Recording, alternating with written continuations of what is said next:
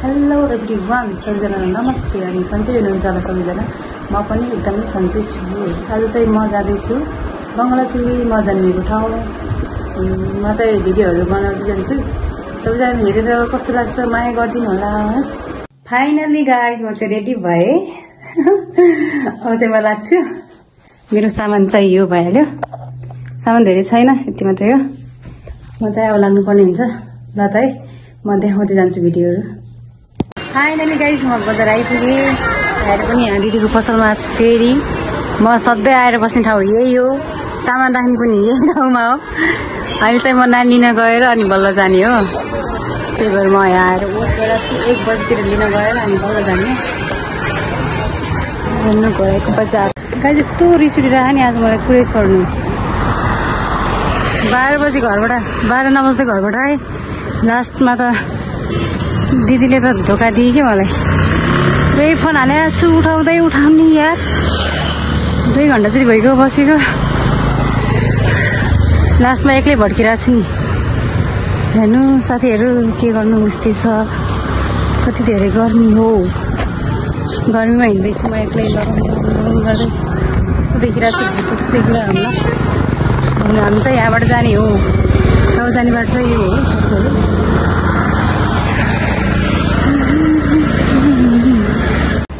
त्यो घरमा छे भने सुनेर दिदीको छोराले चाहिँ भन्यो मलाई, त्यो आन्टीको घरमा हुनुहुन्छ भनेर। त्यही भएर त त्यो छिटेको।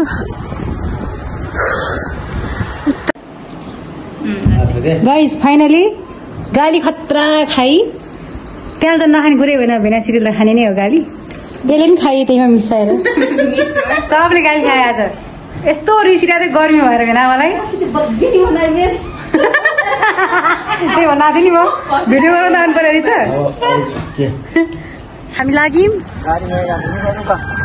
हाम्रो बस चाहिँ त्यहाँ छ। यहाँबाट नदेखिँदो रहेछ।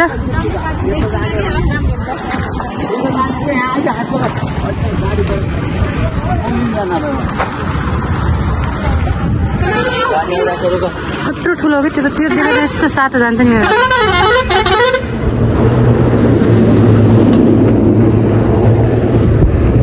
अब चाहिँ म यो भिडियो सघाउँछु। बाटो बाटो मलाई धेरै गाली गरी गाइज आज। दुनियाँको भन्यो नि यसले आज।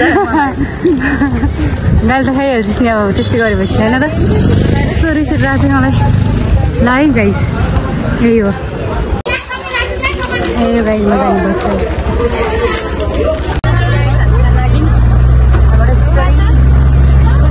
गाडी चाहिँ यहाँबाट हिँड्यो घोडाइबाट सिधै। हेर्नु मात्रै धेरै भिड भएको छ।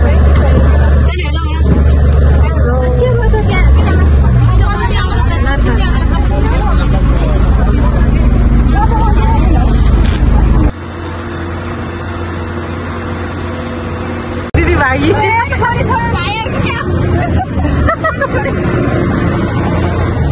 गई त्यो पनि गई। थोरै छ हराम सबै अनि त्यसपछि आउने अर्का हुन्छ। झडा दिनु के सातो गएछ मान्छेको।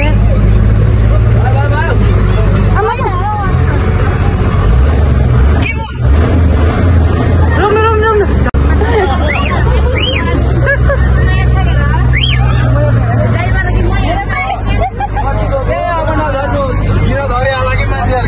दिदी त मात्रै बाँच्ने।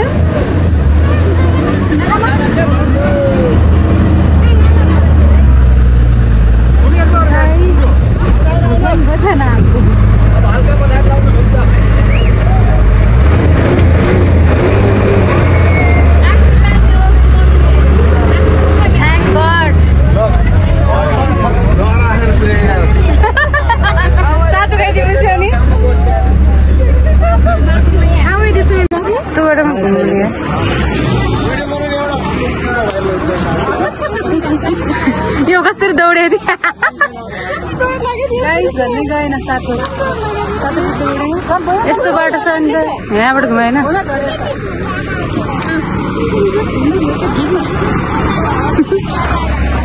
आज लास्ट दिन भनेको थिएँ। भिडियो आउँथेन। मान्छे फाइनली हामी पुग्यौँ अब यहाँबाट हिँड्नुपर्ने हुन्छ फेरि हामीलाई यहाँबाट यसरी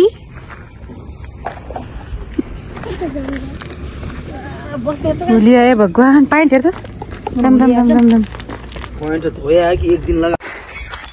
ल त गाइज हेर्नु तपाईँहरूलाई म देखाउँदै जान्छु म 1-2 दिन यतै छु अब भिडियोहरू टन्न बनाएर हाल्छु हेर्नु होला तपाईँहरू सबैजनाले हामी आज झन्डै मरेनौँ गाडी पनि पछाडितिर ब्याग हुँदाखेरि सब भिडियो बनाएको कसरी भागेको थियो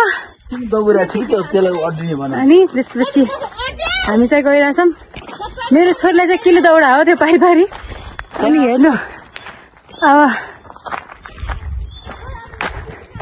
यस्तो छ के साथीहरू हेर्नु त म जन्मेको ठाउँ यस्तो छ साथीहरू अझै घरहरू देखाउनु बाँकी नै छ जङ्गलतिर हिँडिरहेछौँ अझै पनि गाडी घरमा पुग्दैन साथीहरू के हो यस्तो हाम्रो गाउँमा कहिले पनि विकास हुँदैन केही त हुनु पर्यो हो साथीहरू हेर्नु अब अझै पनि हाम्रो घर आएको छैन गइरहेछौँ यो चाहिँ हामी बाख्रा चराउन आउँदाखेरि बस्ने ठाउँ हो हजुर अब यो डाँडा काटेपछि आउँछ हाम्रो फाइनली घरहरू है त साथीहरू गाइस हामी आइपुग्यौँ ओ यो मेरो गाउँ घर चाहिँ यस्तो छ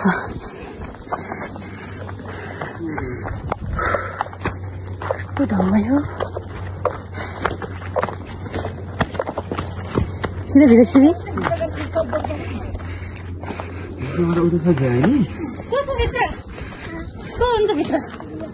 घर चाहिँ